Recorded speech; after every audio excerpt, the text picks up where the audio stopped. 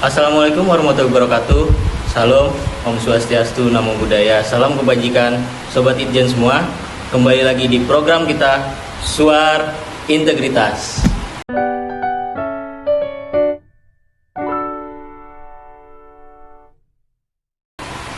Kali ini kita sudah ada di Kota Padang, tepatnya di Kecamatan Koto Tangah.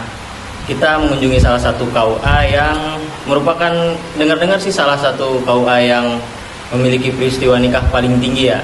Langsung aja kita tanya kepala KUA-nya dengan Pak Hendri.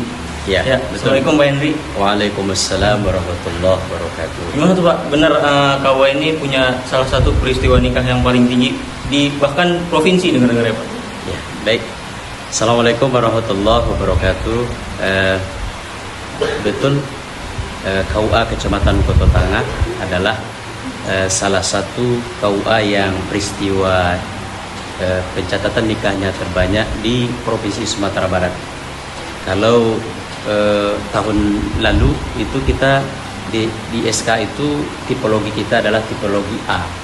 Satu-satunya tipologi A di Sumatera Barat itu adalah Kecamatan Koto Tangah ini, dengan peristiwa rata-rata 120 pasang per bulan.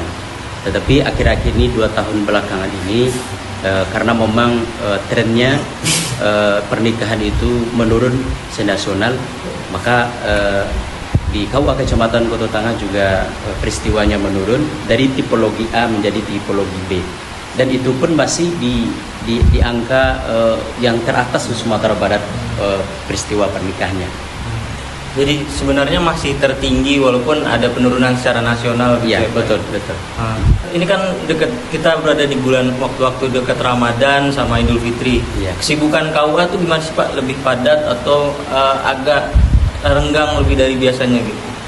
Sebenarnya karena memang kita ini adalah revitalisasi dan peristiwa terbanyak, saya rasa memang di awal-awal Ramadan memang peristiwa pencatatan pernikahan itu agak berkurang ya. Tetapi sudah memasuki minggu kedua dalam bulan puasa itu seperti biasa. Ya, kegiatan kami di KUA ini seperti biasa. Karena memang tradisinya di ranah Minang ini setelah Lebaran itu pernikahan itu meningkat gitu. Bahkan sampai kalau tidak salah 200 pasang setelah Lebaran itu. Jadi itu prosesnya diawali dengan pendaftaran pernikahan, ya, pendaftaran pernikahan, kemudian bimbingan perkawinan. Jadi seperti biasa saja. Bahkan Dinda, di bulan Ramadan ini juga ada peristiwa nikah, orang-orang yang melaksanakan akad nikah. Kalau tidak salah ada sekitar 10 pasangan yang nikah di bulan Ramadan ini. Ada yang di kantor KUA, bahkan ada di luar kantor KUA. Nah, jadi memang KUA ini adalah KUA yang tersibuk di Sumatera Barat ini, dengan alhamdulillah SDM-nya semuanya itu 21 orang, termasuk pegawai P3K dan juga penyuluh honorer, yaitu 4 orang, dan 4 orang ini juga sudah lulus P3K.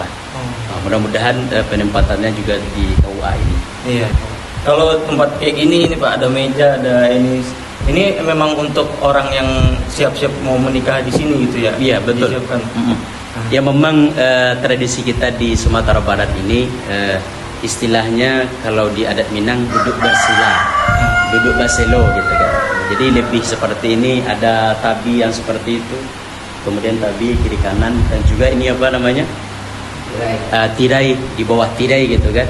Nah, jadi lebih sakral kalau di Padang atau orang Minang ini lebih sakral seperti ini. Pak, kembali lagi ke pertanyaan mungkin ya. Kalau misalnya di sini peristiwa nikahnya paling tinggi, tantangannya berarti banyak juga dong Pak. Kalau dalam kemasyarakat itu tantangannya seperti apa sih Pak? Ya, betul. Semakin banyak yang berurusan di sini, tentu semakin banyak juga persoalan atau tantangan yang dihadapi. Itu sudah barangkali memang sudah alamnya seperti itu. Memang banyak tantangan. Tapi alhamdulillah dengan SDM kami yang ada, penyuluh ada 5 orang, dan itu pun rata-rata di yang pendidikannya S2 ke atas. Ya, bahkan ada yang sekarang sedang melaksanakan pendidikan doktoral S3 gitu kan, dan penyuluhnya juga seperti itu ya, termasuk juga pegawainya. Alhamdulillah tantangan demi tantangan itu bisa kita hadapi dan kita selesaikan. Memang setiap pekerjaan itu memang ada tantangan, tetapi kita minimalisir bagaimana tantangan-tantangan itu bisa sebagai ibaratnya kita di sini yang datang itu dia wajahnya muram, kemudian kembali dari KUA wajahnya itu senyum ya, bersinar-sinar walaupun urusannya tidak selesai saat itu. Nah, seperti itu kita bikin di sini. Iya. Ya. Memang berarti profesionalisme itu dijaga ya Pak. Ya, insya Allah. Saya pernah sempat lihat kemarin kalau di sini tuh ada motonya simple. Ya, simple. Ya. Boleh jelasin Pak, simple itu apa Pak? Simple, ya. Memang motonya layanan kami itu simple, senyum, inovatif.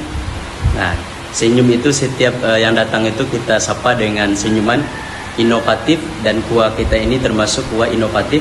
Dan alhamdulillah hub yang kemarin itu ya sertifikatnya ada itu di dalam, tapi memang kita belum pajang, yaitu KUA terinovatif se-Kota Padang.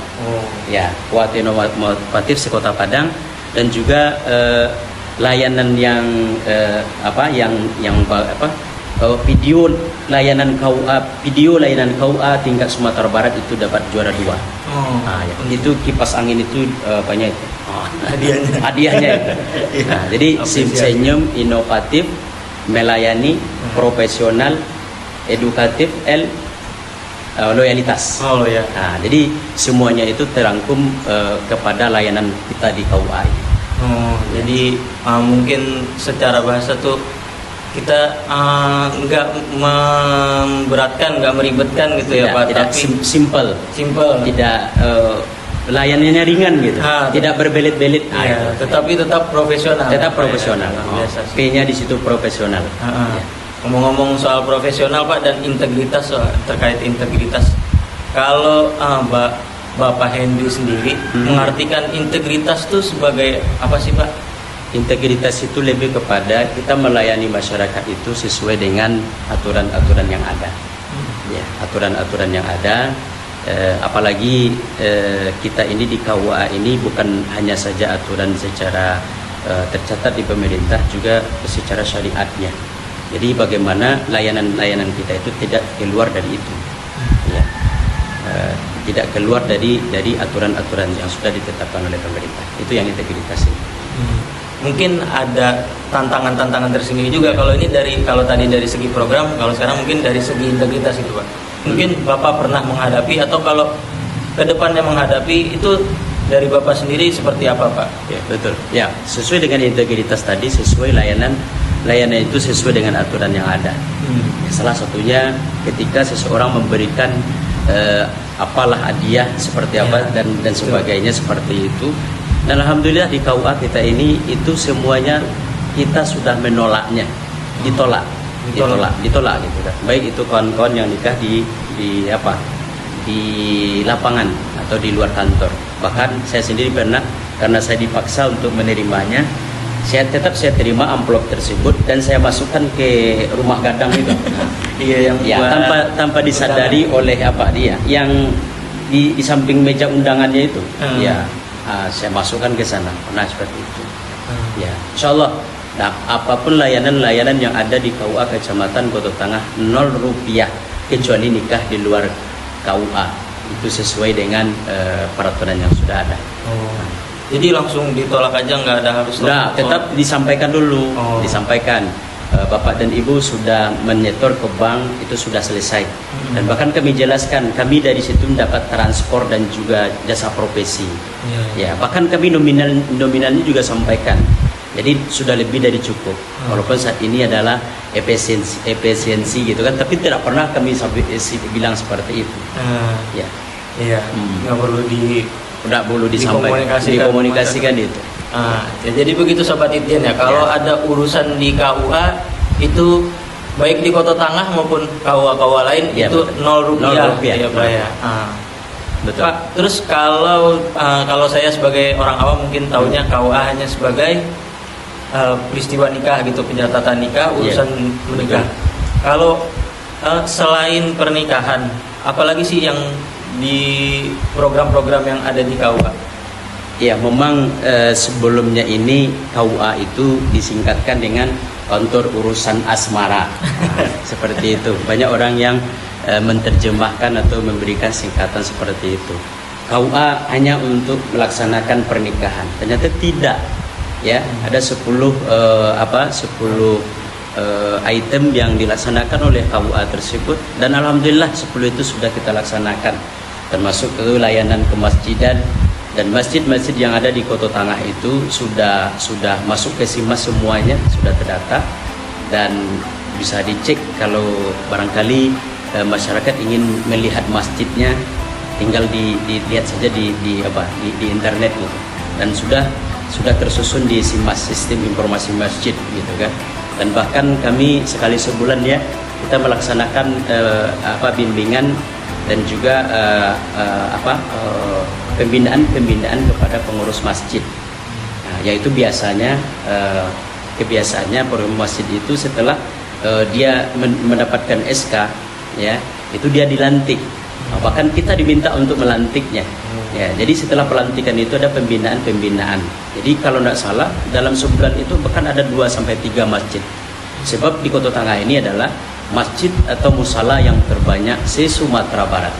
Masjid Ya. musolanya juga Ya, terbanyak. masjid lebih kalau tidak salah 400-an, musala 600-an. Nah, itu kan jadi yang terbanyak. Dan alhamdulillah itu kita adakan pembinaan. Selain dari kemasjidan juga wakaf. Dan alhamdulillah AIW wakaf tanah-tanah yang ada di Koto Tangah itu sudah kita dorong untuk sertifikatnya itu sertifikasi tanah wakaf itu percepatannya alhamdulillah insyaallah kita lakukan hal itu. Kemudian juga kami membuat ada beberapa inovasi, mohon maaf yang kita sampaikan. Ada namanya pertama Sapa Nikah. Nah, Sarasehan Pasca Nikah. Oh, itu seperti apa tuh, Pak? Nah, ya Sarasehan Pasca Nikah ini itu programnya yang sudah nikah umur 1 sampai 5 tahun itu kembali kita panggil, kita bina. Nah, karena memang kategori mustahik yang miskin gitu. Sebab perceraian itu salah satunya munculnya karena kemiskinan ekonomi gitu kan. Jadi kita kerjasama dengan Basnas. Nah, jadi ketika dipanggil dia ke sini ataupun kita tetapkan suatu tempat, ya kita berikan lagi penguatan ketahanan keluarga. Ya setelah kita sampaikan itu dari pemateri dari kita, dari penyuluh, dari penghulu. Nah, kemudian Basnas membantu perekonomiannya. Ya bukan uang dikasih, tetapi adalah biaya usaha, modal usahanya. Kalau yang dia doyannya menjual es dibelikan untuk lemari es gitu kan, atau kulkas dan seterusnya. Kalau ingin dia doyannya jual bakwan, dikasih modal untuk jual bakwan tersebut dan seterusnya. Itu yang pertama. Ya, jadi yang kita ambil itu adalah yang sudah nikah 1 sampai 5 tahun kategori mustahik. Itu yang pertama. Kemudian ada namanya program bersua, berjamaah subuh bersama KUA. Itu dipergilirkan di 13 kelurahan. Berjamaah subuh bersama KUA ini setelah kita sholat subuh berjamaah, memotivasi masyarakat sholat subuh berjamaah, kita memberikan edukasi terkait dengan pernikahan. Sebab kalau seandainya kita ceramah biasa saja, tidak nyampe ke masyarakat gitu kan. Tapi kalau sesudah subuh itu rata-rata 1 jam kita memberikan edukasi dan juga ada tanya jawabnya terkait dengan pernikahan. Dan setelah itu kita memberikan reward kepada jamaah subuh yang rajin sholat, kategori mustahik juga. Kita bawa sembako, ya sembako dari kawan-kawan kita ini. Dari kawan-kawan kita ini paling sedikit itu 10 sembako, ya yang berkisar harganya 150-an, ya 150-an. Jadi bermanfaat untuk masyarakat. Dan alhamdulillah masyarakat tanggapannya luar biasa. Bahkan di Kampung Cambak yang bulan kemarin sebelum bulan puasa, dia itu menunggu kita bak tamu raja gitu. Kita dimasakin lontong, ya ketupat sayur kalau bahasa Indonesia ya. Sarapan pagi, makan bersama. Kita undang camat, kita undang Kapolsek dan Dramil, kemudian kerapatan adat nagari, ketua MUI, DMI segala macam hadir bersama membaur di sana. Nah, itu kita sebelum kita memberikan edukasi, Polsek itu juga memberikan edukasi terkait dengan kenakalan remaja. Apalagi di Kota Padang ini ada namanya program dari Kapolda, zero tawuran, zero apalagi balap liar, zero tawuran, zero balap liar. Dan alhamdulillah program ini sangat sinkron sekali dengan KUA. Jadi ketika Kapolsek diundang, dia sangat gembira sekali karena memang sama-sama memberikan edukasi. Kalau Kapolsek edukasinya tentang zero tawuran, kemudian zero balap liar, kalau kita zero nikah siri. Zero nikah siri. Nah, itu yang inovasi kedua. Kemudian selanjutnya inovasi namanya mawas. Bukan mawar anas ya, mawas. Mawas itu adalah membina warga lapas. Ya, membina warga lapas ini sangat dirasakan betul, yaitu para penyuluh kita masuk ke lapas, ya, memberikan pembinaan, ya, setiap minggu Kamis, setiap hari Kamis dan setiap minggu itu. Nah, jadi masing-masing minggu itu ada apanya pembinaannya. Minggu pertama ngaji, ya, ada yang baca Iqra. Bayangkan Dinda, ya, lah sudah 50 kepala lima umurnya, tapi belum bisa ngaji. Alhamdulillah sampai saat ini bisa ngaji. Bahkan ada salah seorang yang curhat ke saya, Pak Tua, saya seminggu lagi mau bebas. Nah, saya bilang alhamdulillah. Kok alhamdulillah Pak Tua? Saya nggak mau keluar. Kenapa nggak mau keluar? Di sini rasanya rasa pesantren, gitu. Ya, rasa pesantren. Kenapa? Karena sebelumnya saya nggak bisa ngaji, alhamdulillah saya sudah bisa ngaji. Yang sebelumnya saya nggak hafal bacaan sholat, nggak pernah sholat, sekarang saya sudah sholat katanya. Jadi rasa pesantren di sini, saya nggak mau keluar. Nah, seperti itu antusias dari warga binaan, yang ada di Anak Air, juga di Kecamatan Koto Tangah. Dan terakhir kita inovasinya bekerjasama dengan SMP 16, Berbalas namanya. Berantas Buta Baca Al-Quran SMP 16. Ternyata anak SMP ini masih banyak yang tidak pandai baca. Ya, yang buta bacaan Al-Quran. Nggak lancar atau emang nggak bisa baca? Pertama ada yang tidak bisa baca, ada yang tahu huruf tapi tidak bisa nyambungnya, ada yang terbata-bata. Alhamdulillah kita sudah kerjasama hampir setengah tahun lebih. Ya, alhamdulillah itu luar biasa. Bahkan SMP 16 itu ya, karena memang program ini baru, memang satu sekolah kita masuk terlebih dahulu, dan alhamdulillah itu menjadi inovasi juga oleh SMP 16. Ya, yaitu sudah masuk ke inovasi C Sumatera Barat nomor urut 6 dia itu. Yang insya Allah akan dinilai itu, karena memang inovasinya itu ada kerjasama dengan pihak luar. Itu poinnya tinggi katanya. Nah, jadi ternyata KUA itu tidak hanya urusan asmara saja. Ya. Kemudian terakhir bilaku. Bilaku itu nama bapaknya bimbingan lansia Qurani. Para lansia yang tidak bisa baca Al-Quran, penyuluh hadir di situ. Oh, tadi anak SMP, sekarang lansia. Banyak ternyata yang lansia dengan sibuk dengan karirnya. Ternyata ketika dia sudah pensiun baru ingat Allah, baru ingat mau masuk surga. Ya, syaratnya kan belum bisa baca Al-Quran. Itu yang dikumpulkan oleh penyuluh kita. Itu salah satunya itu ada di Masjid Mutakin Permata Biru. Ya, 3-4 kali satu minggu itu dia melaksanakan. Alhamdulillah ada banyak. Dan semua inovasi yang kami sebutkan ini itu ada hitam di atas putihnya. Semuanya ada di hitam di atas putihnya. Artinya tercatat, dokumentasi gitu. Nah, jadi sekali lagi ternyata memang KUA itu bukan urusan asmara saja. Oke, kemudian juga Manasih Haji, bimbingan Manasih Haji, kemudian BRUS, ya, bina remaja usia sekolah. Alhamdulillah itu sudah Bahkan di Kota Padang ini kita adalah BRUS yang tergiat. Yang tergiat ya. Kemudian BINWIN, bimbingan perkawinan mandiri. Semuanya ada di situ. Pusaka Sakinah, dan Pusaka Sakinah itu sama dengan Sapa Nikah itu. Tapi Sapa Nikah itu lebih khusus karena dia kerjasama dengan Basnas, dan juga yang menjadi pesertanya itu adalah orang yang mustahik gitu kan. Beda dengan Pusaka Sakinah. Pusaka Sakinah itu semuanya umum.